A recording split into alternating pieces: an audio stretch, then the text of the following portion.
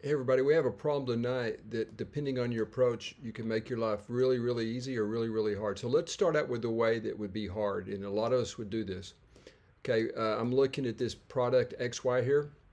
Now, we can write this, get everything in terms of X, we can subtract X from Y and we can get this statement right here. If we subtract X from both sides right here, we would get cube root of 48.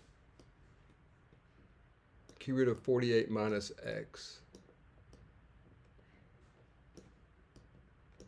And so we do have it in quadratic form.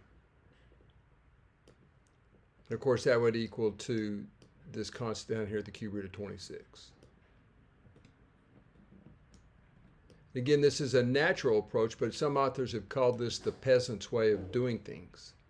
All right, it's kind of pejorative, but call it what it is. Again, folks, what do we do here? We did the natural thing. We had two unknowns. We were able to reduce, convert the equation into something equivalent in terms of one unknown. And again, that happened by subtracting x from both sides and replacing it. Y is equal to this minus this, and we just did a substitution, right?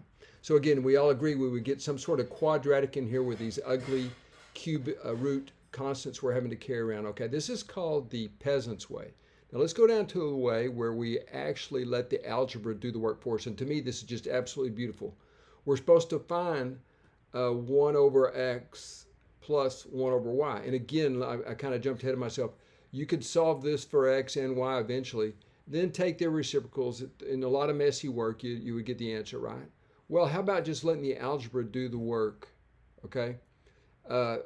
Algebraically, this is the key step. This is huge. This step right here is the entire problem. This is called the poet's way of doing things. Not my words, but I think it's kind of appropriate. So we actually write down, we do all the algebra independent of numerical values, and we actually get the two givens. X plus y is given, right? X plus y is given as the cube root of 48, and xy is given as the cube root of 26. So you see, it's just a direct substitution. See, just a direct substitution. And of course, 48 and 26 have a common factor of 2, so we get the cube root of 24 over 13. And then also 24 happens to have a perfect cube factor. 24 is equal to 2 cubed times 3. Okay? And that's exactly where this 2 comes from. This 2, when you cube root the cube of something, you get the something. So this is our answer, ladies and gentlemen. And again, I love this in the standpoint of how you think about a problem. You know, the way you're taught in school, I think most of us would jump immediately to this approach, right? I mean, it's natural, you know, 2 equations, 2 unknowns, and then you try to do a substitution based on one of the other equations, which is exactly what we did. Y is equal to the cube root of 48 minus x. We do have a quadratic up here in spirit, but we're still a long ways from home. And even when we solve for it, we'll have to solve for y. Then we'll have to take the reciprocals of both numbers and sum them, okay? Here, the algebra literally pre-processed this task for us. So to me, it's a beautiful problem. Postenheimer or something like that is the guy where I read this, and he used much easier constants than this.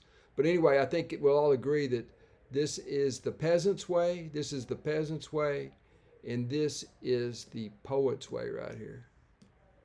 Not me at all. It's just I read this somewhere, and I thought it sounded condescending, but I tend to agree with it. This is the simple, clean way of letting the algebra do the work, whereas this is just the tedious, no intuition, grind it out, do it like you were told in school without examining any other possibilities. All right, so anyway, there is our solution, folks. We could rationalize this if we want to. I don't feel like doing it. We'll leave the answer like that. Thank you for viewing.